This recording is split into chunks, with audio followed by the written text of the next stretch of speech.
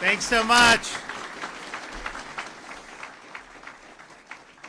It's great to be back in Grady Judd country, Polk County. You know, I was talking to some folks, and I've had a lot.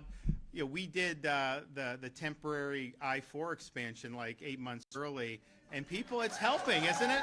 Yeah, I mean, I'm really excited about that. It's I-4, Polk, Osceola, Orlando area. I mean, it can be bad, but when all the stuff's done, I think the everything we've done in I-4 so far that's completed is good. But man, this part is it can be tough when you have to be in those roads. So I'm really glad we're able to do that.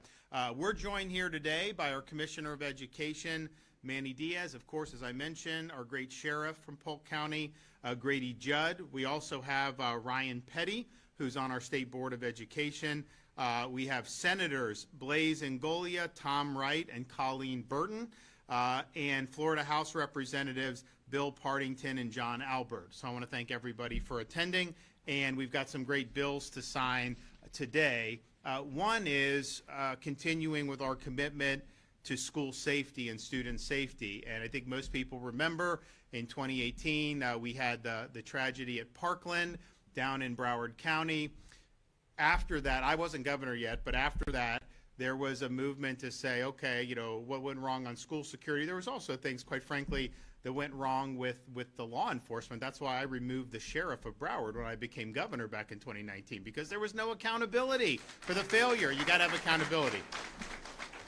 So we did that, but then we really got to work on doing whatever we could at our disposal that would work to increase school security, and I think Florida's done more than any state in the country over these last 6 years. So Ryan tragically lost his daughter in that attack, and other parents from Parkland really got involved in this school security and school safety effort, and it's had a huge positive impact across the state of Florida. We know a lot of the things that have been done. One of the things that I know Grady's been supportive of is the Guardian program. And the Guardian program, you know, people say, oh, well, you shouldn't have teachers be with wearing guns. First of all, the Guardian program is voluntary. No one has to have Guardian. I mean, but if you can, but I'll tell you this, if you're a school that has Guardian, that's going to be a disincentive for someone to want to target your school. They go to where there's soft targets. They go to where they're not going to get resistance. So whether it's having school resource officers, whether it's supporting the Guardian program, these are ways, yeah, obviously if it ever came to something really terrible, you want to have some folks there that are going to fight for the good guys, but I think the biggest thing is it deters it from happening. These guys want to go to gun-free zones where they know that there's not going to be any major resistance. And so I think Guardian is good. I think it increases safety, but I also think it really changes the calculus of some of these guys in terms of what they're doing. So we've worked hard on that. We've also worked hard by creating Fortify Florida, a mobile suspicious activity reporting tool that allows schools to obtain reports about suspicious activity. Unfortunately, we see that from time to time in a variety of contexts. And one of the things that really stuck out for me with Parkland is after Parkland what happened, immediately before any reports on who did it, everyone in that community knew it was this guy. Because that's who they suspected, because he had so many red flags and no one wanted to do anything about it. That's not the way we want to do things here in the state of Florida. And as part of that, to address threats when you see them, Florida has implemented the Florida Harm Prevention Management Model. This is a threat management system that identifies and immediately responds to students who may pose a risk to themselves or to others. And when you look at some of these people that have done horrible things, usually there were warning signs. Usually there were red flags. And if you have an intervention, that could obviate, that could totally prevent something from happening in the future. And so I appreciate people that have done that. There have been more than 30,000 school personnel that have been trained in this innovative system across the entire state of Florida. One of the things that we also have to come to grips with, and I know a lot of people in Florida have been working hard on this, is problems with students who lead to problems and risk to safety. Oftentimes there's a mental health component to that. Usually someone just well-adjusted, they're not all of a sudden going to go up and pose a major risk to their fellow students or to the teachers or the administrators. And so since I've been in office, we've invested $2.5 billion in mental health support for schools. We've also created a new requirement for mental health services and training, including at least 80% of all school personnel complete youth mental health awareness and assistance training. And this includes, in terms of the money, record amounts that we've invested across schools throughout Florida, as well as things like school hardening, which we've done, which has been something that's really important. It goes to making these things uninviting targets. So there's been a whole host of things that we've done through the years. I think the legislature's been very generous in providing support for the school districts in this. And so that kind of brings us here today for this first bill, which is on school safety. This bill expands upon the Guardian program to authorize child care facilities to utilize guardians, just like our public schools and private schools do.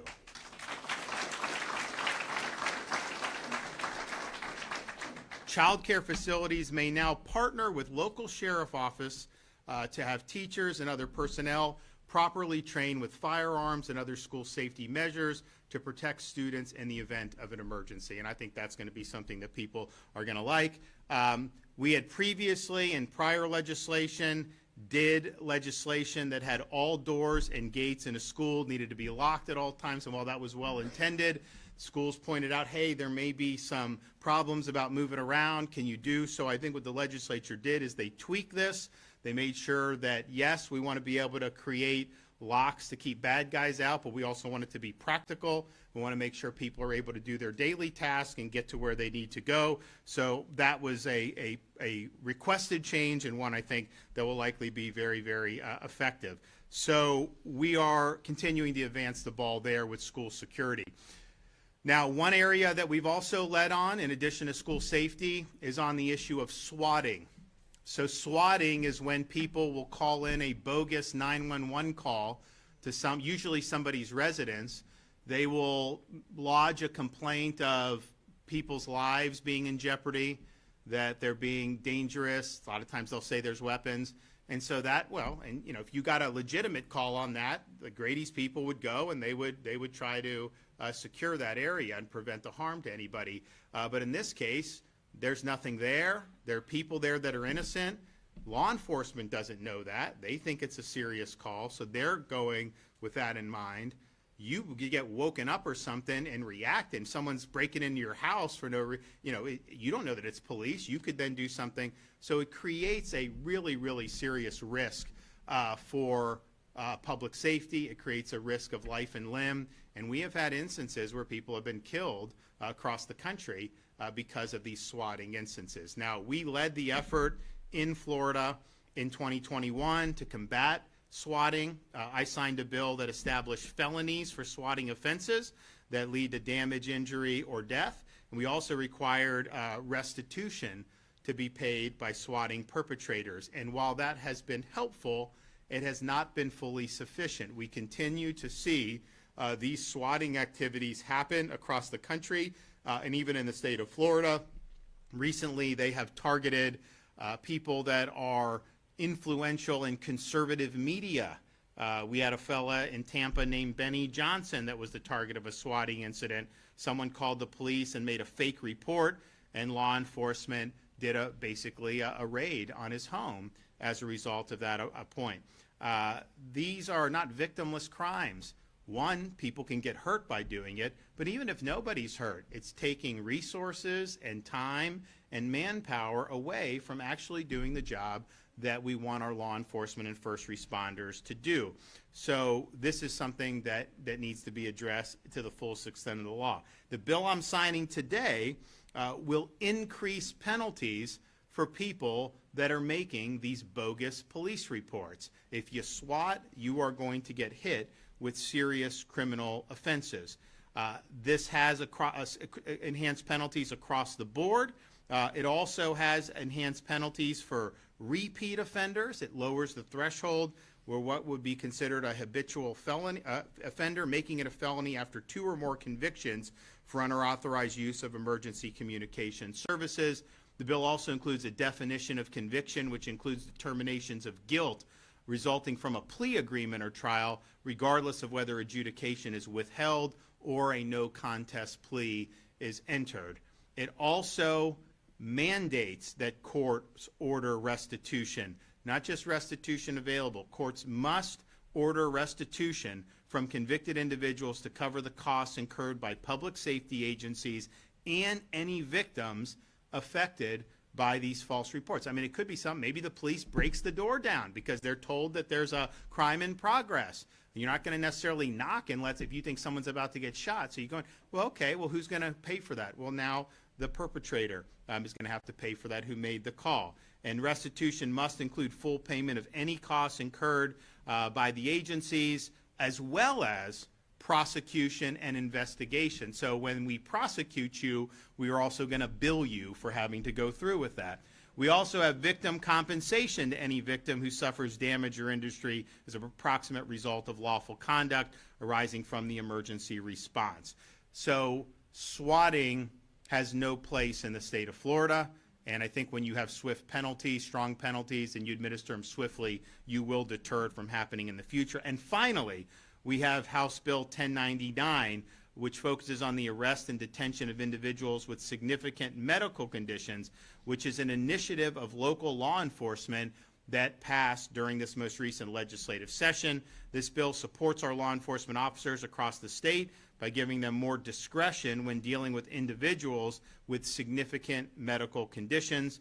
We're a law and order state. We want to make sure we're protecting the police officers as they're doing jobs in very difficult circumstances. And so I look forward to signing these bills momentarily, but before I do that, I know that we have some great comments coming up from some of our speakers, and we'll start with Manny Diaz, our Commissioner of Education.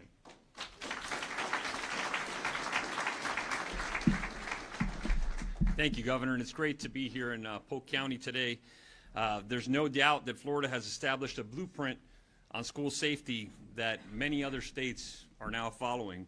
And I do want to give props to Sheriff Grady Judd, because when we were crafting the original legislation in the Florida legislature, the actual genesis of the Guardian program comes from a model that was given to us by Grady Judd that was being implemented right here in Polk County. So thank you, Sheriff. That's what a change, right? Now parents demand it. Now we feel a lot better about our schools. So I really do appreciate that, and I'm sure all of our families, our parents, and our students do too. Through the course of this process, Florida has enacted legislation to implement the recommendations of the Marjorie Stoneman Douglas High School Public Safety Commission and extended the sunset on the commission to continue making recommendations to improve school safety. We've worked with public schools to implement the panic alert system. We'd required all safe school officers to complete crisis intervention training and establish our anonymous reporting tool, which is called Fortify Florida. And it's required the districts provide students and parents with training how to use that application. Required the district certify that at least 80% of the school personnel have received mandatory youth mental health awareness training. This goes back to what the governor was mentioning. A lot of or most of these problems have a mental health component.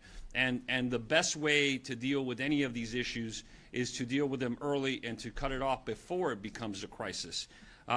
We've promoted firearm detection canines in Florida schools and invested record amount in school hardening and mental health, as the governor has mentioned.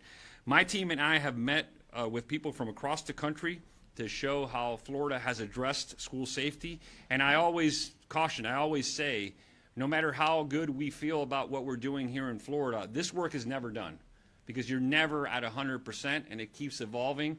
And that's why I'm thankful for the legislature passing this bill and for the governor signing it here today, because we continue to evolve and learn and get feedback from the practitioners in the field, and unfortunately we learn from other incidents that occur across the country.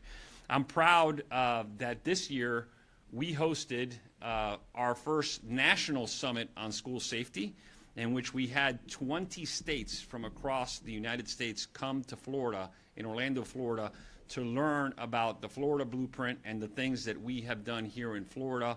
I also I want to thank Ryan Petty, who's also a member of our state board, for helping us with that. He's really dug into school safety, and he's well respected across the country in this field. Utah is one of the examples of these states. I actually had the opportunity last year to travel to Utah and work with their legislature and their officials in passing legislation that mimics ours. And so now they're implementing a lot of the things that you're seeing here in Florida, and other states are constantly calling and coming over. And again, we're proud that that national summit will happen again next spring, and we're looking forward to having more of those states here. Unfortunately, there's always new threats to our safety in our schools, and we're lucky that we have a governor who clearly doesn't rest on his laurels, and that's why we're here today. He talked about Senate Bill 1470, which builds upon that success, updating components of the Guardian program to include child care facilities, establishing a centralized system for panic alarms. We have to have panic alarms that work, right? And so when we see problems in the system, it's not about having pride or ego. It's about saying, what can we do better and make sure that these things work? We don't want to have parents and families having a false sense of security. It's clearly defining the requirements for safety measures within different areas of the school and school safety training for substitute teachers. The governor mentioned that again. When the bill was passed last year, sometimes in the legislative process there are details that just you don't get to because you don't have the full scope. When you walk through, having the experience of having been in a school building, having worked in a school building, we all know that every building is different. We all know that there are doors that don't need to be unlocked because there's a second perimeter. And that's basically what this bill does. And I'm proud to say that this received feedback not only from our sheriffs, but also from all of our school districts. The other thing is Fortify Florida, as the governor mentioned. We have an alert system here in Florida where parents, students have to be trained, where it's the see something, say something mentality. Unfortunately, this year, we had a large uptick in false reports. And again, that creates a problem because it uses up those resources and it bogs down the system of where we can respond where there's a real emergency. But I will have to say that not only the strengthening in this bill, but thanks to sheriffs, all our sheriffs and sheriffs like Grady Judd, our law enforcement has taken that very seriously, and there have been several cases where students have been prosecuted for this. The message to parents is you need to understand how severe that is, and here in Florida we take it very seriously. And again, this bill goes to further extend that. So I want to thank the governor for his steadfast commitment. I want to thank our partners that are here from the Senate. Commitment to school safety never ends. Thank you, Governor. It's a pleasure. Hey, Grady.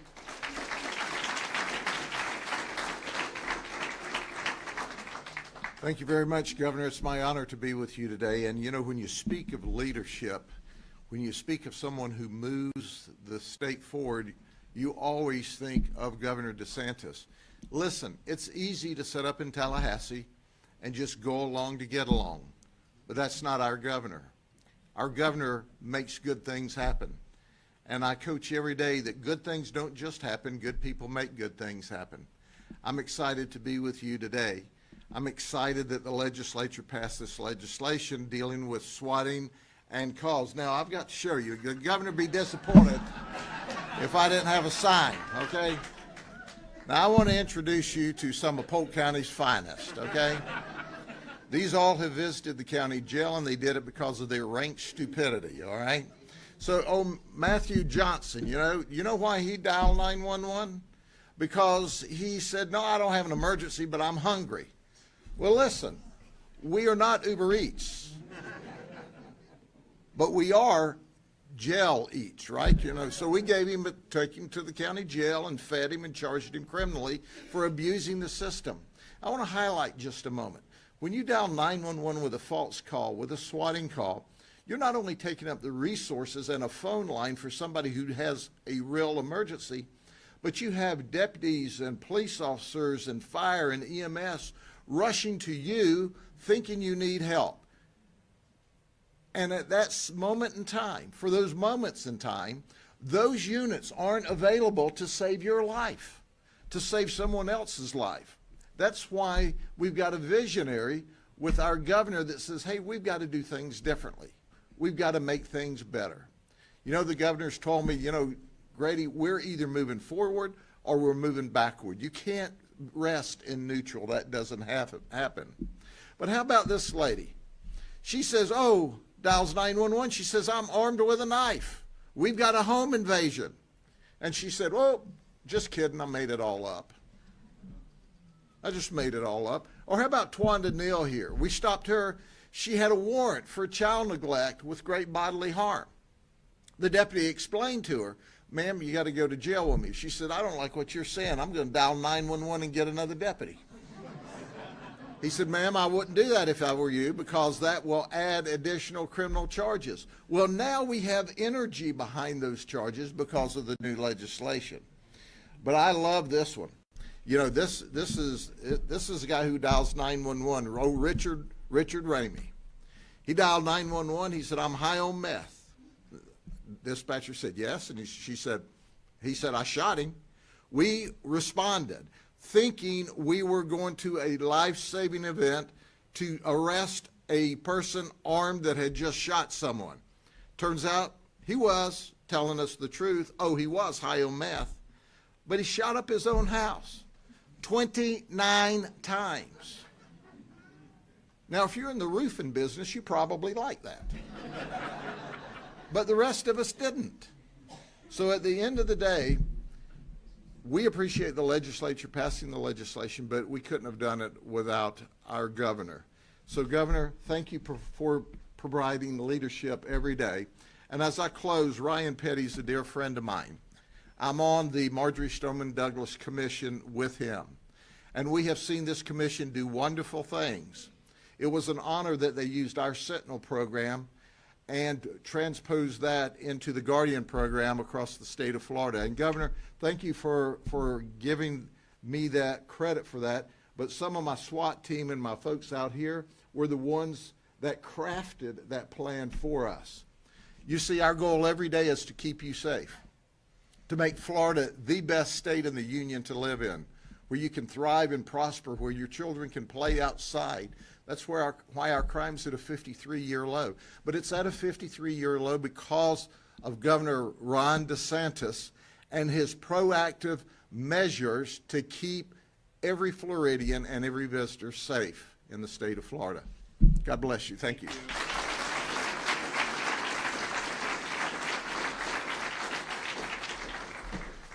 Well, the last place you want to be is on a picture that Grady Judd holds up. The second to last place is to have to try to follow him. So, but that's my job today. Good afternoon, Governor. Thank you for the invitation to be here today. Commissioner Diaz, appreciated your words here. Members of the legislature and my dear friend, Sheriff Judd, thank you. Look, Governor DeSantis has once again demonstrated what strong, principled leadership looks like when it comes to protecting Florida schools. With each new piece of school safety legislation, and this is number 7 since Parkland, there's been a new piece of school safety legislation every year. Florida is sending a clear and uncompromising message. School safety is not optional. It is a priority, a responsibility, and a shared duty at every level of government. I want to thank the legislature who passed this year's bill, as I think the last several, unanimously. This is not a partisan issue. This is an issue that transcends party, and it's about protecting our kids. So thank you to the legislature for doing that. You know, I was recently up in Wisconsin speaking at a school board training, and I got asked a couple of questions constantly. The first one was, hey, what do you think about Wisconsin? Do you like it? Of course, I said, yes, Wisconsin is absolutely beautiful, and I thanked them for their warm welcome, and I thanked them for their warm weather, and they said, yeah, isn't it unseasonably warm here? And I said, it must be, but you know what? We call that February in Florida. So, the second question I got asked was about our Guardian program. What can we do to implement the Guardian program in our state? And I talked about it takes leadership. It takes leadership from the legislature takes leadership like with our governor. So you've got to start there. And I'm grateful that this legislation strengthens that Guardian program and enhances the campus security measures that are already in place. And it's because of the governor's unwavering commitment to action over rhetoric. We could talk about school safety, or we could do something about it. Under his leadership, sheriffs, school boards, and principals across the state understand that safety is not a political issue, it's a moral imperative, and they've all found a way to work together. Beyond physical security, I'll just mention this, the governor has prioritized restoring order and education and academics to our schools. For too long, we've had federal policies that have pushed leniency over accountability, creating unsafe learning environments, and Florida took a different path a couple of years ago, one that was rooted in common sense and with reforms like the Parental Bill of Rights that empower parents and protect the right of every student to learn in a safe, focused environment. Florida is leading the way. Commissioner Diaz talked about the Florida's first National Summit on School Safety. We had, as he mentioned, 20 states from across the United States come to learn what we're doing in Florida. They all marveled, without exception, at how do you guys get all this done? Well, it's leadership. Sheriff, I want to thank you personally for your unwavering voice on common sense safety reforms, and I want to thank our chair, Sheriff Galtieri, who has been, I don't know how many hours he's put in on school safety and how much work he's done, but he's been a voice for change that has been nothing short of marvelous. And Commissioner, I want to thank you for your unwavering commitment. As you came over from the legislature to be the commissioner, it's been an honor to work side by side with you to make sure we implement these laws that the legislature passed and the governor signs with fidelity. And last and certainly not least, I want to thank the Office of Safe Schools. These are the folks that aren't here today, but do the hard work and heavy lifting of training those 30,000 Florida educators on school safety. They're the ones that are checking in to make sure our schools have everything they need to be safe, and our school administrators know what needs to be done. Without their work, I don't know where we would be, and I want to thank that office from the bottom of my heart. Governor, this legislation and the movement behind it is proof of what's possible when state and local leaders work together with courage and conviction. And it's because we have a governor that leads from the front. Thank you. Thank you.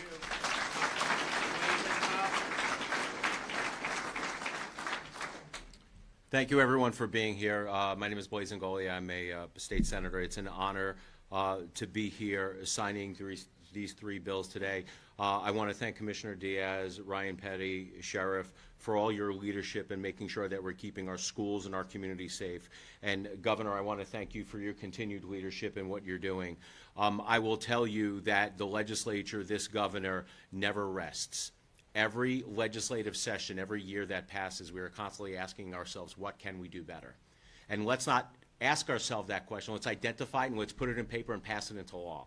And 7 years now, 7 straight years, another iteration of a bill to keep our kids safe in school was just passed. And I will tell you, the commitment from all of us is to make sure that we keep on identifying things that we can do better and keep on pushing the envelope, because the status quo will not cut it anymore. We have to stay ahead of the bad guys in order to keep our family, our kids, and our community safe. With that, I am one of the authors of the bill on swatting, and we didn't want to rest on our laurels with this also. And I want to thank people who have had input on this bill, Senator Wright, Senator Partington, making sure that we got this right. Look, it is obvious that we do not have enough deterrence in law to stop people from swatting, because these people continue to call 911, abuse the system, use precious resources from law enforcement, take away from the good work that our police and our sheriff's deputies are doing on the ground,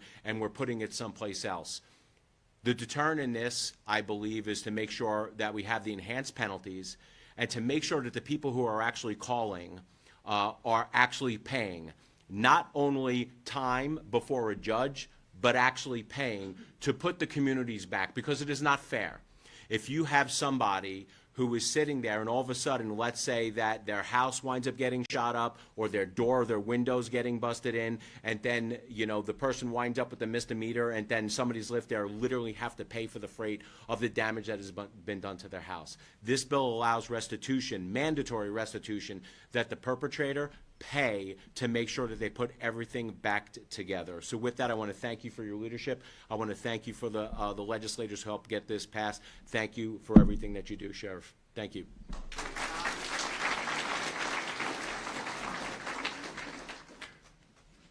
Good afternoon, everyone. Senator Tom Wright from the East Coast of Florida. And I want to thank you, Governor DeSantis, for supporting this and share my concerns with all of you folks today on responding to a false emergency. As a much younger man, I was a paramedic and drove ambulances with lights and sirens on in heavy traffic. I know what it's like to try and thread that 9,000-pound vehicle through heavy traffic. I was also a canine volunteer for 2.5 years. We used cars, and when we made an emergency call, we backed up every officer in our community. When they got a call, we started rolling their direction. I tell you this because I know firsthand the hazards both the responding vehicle and the public are being subjected to.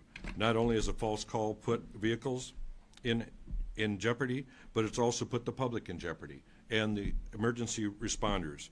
And as the sheriff said, some communities only have a few pieces of equipment. You may very well have the only ambulance, the only fire equipment, the only police car in that area that maybe is now tied up on a false call. So basically, I just want to share with you, I have no time for anyone who thinks it's funny. It's the right thing. It's not the right thing to do. You're putting the public in risk. You're putting our our sheriffs, our first responders at risk, and we can do better than this. So anybody that's watching this and thinks it's funny to do it, no. The governor has allowed us to put this bill together. I was a co-sponsor with Blaise and Golia, and I was very proud to do that because we need to do better and we need to live safely in this community. So thank you very much. Thank you. All right, let's make it happen.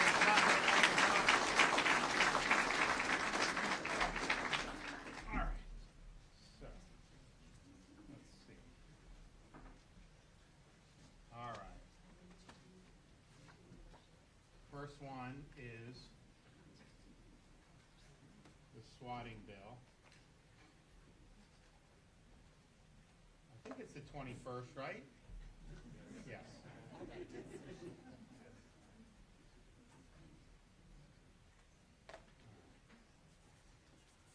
right, who wants a swatting pen? Anybody? Okay, there you go. All right, so there's the swatting. Now we've got our, this is what with the medical conditions and the law enforcement tweaking that was requested. Do we have any youth here? Any kids? Like young kids who we can't trust with permanent markers because I have on there. You got what? All right. Oh, you guys. Here.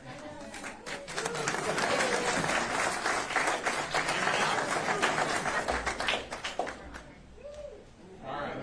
So we've got that one. Now we've got the school safety.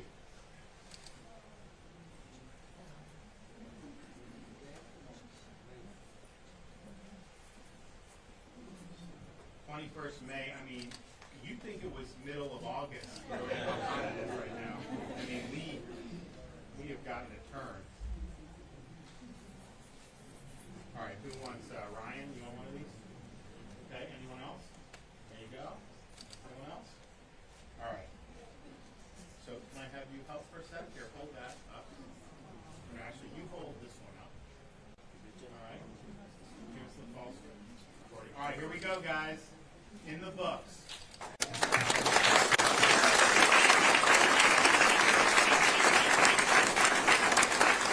job, everybody. Thanks so much. Okay. All right, thank you. Well, good work. We've got some more stuff that's pending on my desk. I think there's some other stuff that is good, and we have some other stuff coming down the pike. And maybe even one day the legislature will produce a budget. We'll see.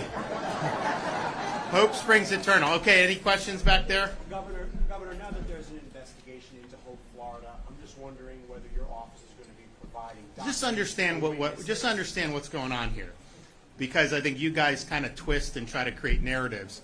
You had one state representative with a political agenda, and he has a political agenda to try to smear Hope, Florida, to try to smear people associated with the administration. Even my wife, who's done a great job for the state, by the way, not just on Hope, Florida.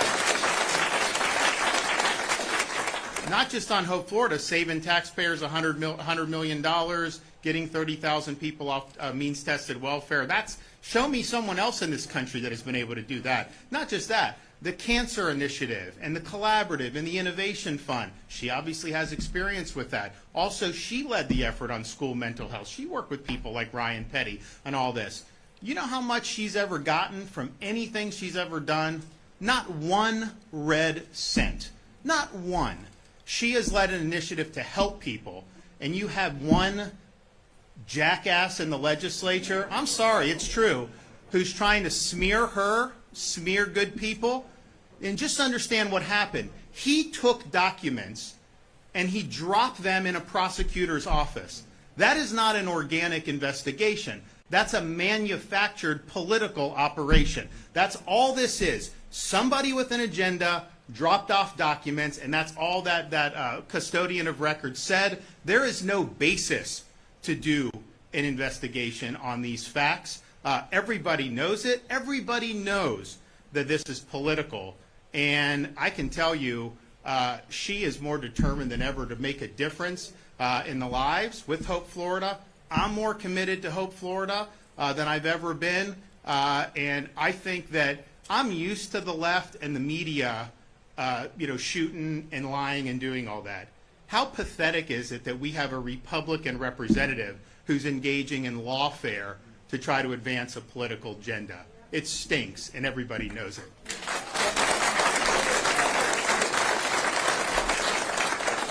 Hope County Education Association says that the best way to protect schools and to keep students safe is to fully fund education and fully fund private or public school education. So they want to know, how are you going to keep schools safe by addressing the critical staffing shortages in public schools? Because, for instance, in Polk County, they say in the spring they had 700 substitutes, which is about 10% of the teaching force, which they say is unacceptable. So what are you going to do about that? Well, one, I've already provided record funding for education for K-12 in budgets that I've signed since I've been governor. That's just a fact. Another fact is, because I've worked with the legislature over the years, we've delivered billions of dollars in teacher salary increases. So we send money to the school districts. They also have money. They ultimately decide what they want to do with it. But what we said is, no, we're going to put strings attached to part of this money. You get it, but you got to spend it to raise teacher pay. And so we did last year $1.25 billion. This year in the Senate side, and I don't know what the House can do. Hopefully they'll accept it. In my budget, in the Senate budget, we went to $1.5 billion that can only be used for teacher salaries. Because with all due respect to some of these school unions, what we saw with our teacher categorical in the past is some of the school districts would not give the teachers the salary increases. They would withhold that as a bargaining chip to try to advance other things that the union wanted to do. Isn't your job to get your members more pay? Although since we did paycheck protection, a lot of teachers aren't joining these unions because they understand too many of them have gone partisan left, and that's wrong. So, but on the teacher shortages, that's a nationwide issue. A couple years ago, it's like people always wanted to go out to Florida, so that Florida has this many, and we looked and we're like, okay, well that was below the national average, but we've done things to advance the ball even more. For example, we have different pathways for certification for veterans, which I think is really important. And we had somebody that said in one of the school unions, oh, someone serves in Afghanistan, what does that have to do with the classroom? I actually think it could do a lot in the classroom. I actually think that life experience can be invaluable. I think veterans can be role models for young kids. And so we've worked very hard on that. And we've done other things to create teaching assistants but raising the average minimum salary, when I became governor, it was just under $40,000. Now we got it up to close to 50,000, and that varies by district, but that's been something that we've been wanting to do. So you can look at the budget we did. We've been very supportive of K-12. I think it's important. I think that we'll be able to hopefully get that across the finish line because, no one's done more for school choice as governor than I have, and I'm proud of that. And I think parents, regardless of income, should be able to pick the best school. And that may be their local public school. Like I grew up in Dunedin, Florida. I went to Dunedin High School. Like, fine. It was good. I had no problem. But other people may not want to do that. Maybe they go to a different school in the school district. Maybe they go to charter school. Maybe they go to private school. All of that, I think, is great, and the money should follow the student. I believe in that. But I also would tell people who believed in school choice, and I understand why they would feel this way, because school choice really started, you see like these schools in Chicago that are just like terrible schools, and like they wanted to just shut those down and send all the kids to private, which in that sense maybe that would have been better. But what I try to remind people is most people in Florida, most will send their kids to a public school by choice, even if you give scholarship. And that's true now. We have more kids on scholarship, 500,000 plus, than any state. I think than all states combined, we have more school choice probably, right? Which is great, and I'm proud of that. But we have how many students? A million plus, 2 million students? We're at to 3 million students. Oh, man, I'm pretty good with the numbers, but some of these, you still have the vast majority, and we have 400,000 in charter schools, but you still have the vast majority are in their school districts. So I said, you know what? I'm going to support school choice, but I'm also going to support the school districts. I want to have good teachers in the school districts. I want to have good programs there. And that's exactly what we've done. So I'm working on it. I know we got a lot of support in the Senate initially on their budget requests, and I think we're going to be able to get it done. But what I'd also say is this. Part of the reason Florida, so we were, I think, number 2 in 4th grade reading and top 10 in 4th grade math. We've done a lot on early learning, which I think is important. But it's not just money. It's the approach that you're taking. It's making sure you're respecting parents' rights, making sure you have solid curriculum. All those things really go into it. I think one of the reasons why some states that used to have top education and now are close to the bottom, I think it's because they've taken their eye off the ball. They're pursuing political agendas in the classroom.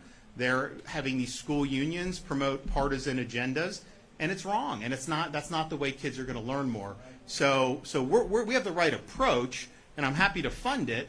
But I also want to be clear to people, some of the most lavishly funded schools in this country are some of the worst performing schools in this country. So it isn't just a matter about throwing money. Yeah, I want to fund, I want to increase salaries for teachers, I want to recruit good people to be in the classroom, but I also know you got to have the good policy too. Governor, Yes, sir. Back to the Hope Florida issues. They're part of you that welcomes kind of a look into things, because obviously a result of an investigation could be finding nothing improper was done, and then it kind of goes away.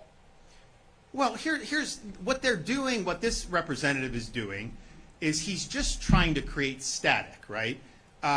Nobody was biting on what he was doing. He's literally going around begging people to take these documents. Now, that's odd. That's typically not how anything would work. So the whole thing's a political construct. I think people saw that. They made all these representations, and then when people saw the underlying documents, they said, wait a minute, you're not being honest with it. So utilizing the legislative committees for lawfare and political activism is wrong, but it's certainly wrong for a state representative to try to enlist a local attorney's office into trying to advance this representative's political agenda. And it is a political agenda designed to smear Hope Florida. This representative has cast aspersions at the Attorney General of the state of Florida. He threatened some of the witnesses for some of these nonprofits that he asked to come before the committee. This is what we would call in military speak a Charlie Foxtrot. All right, thanks everybody.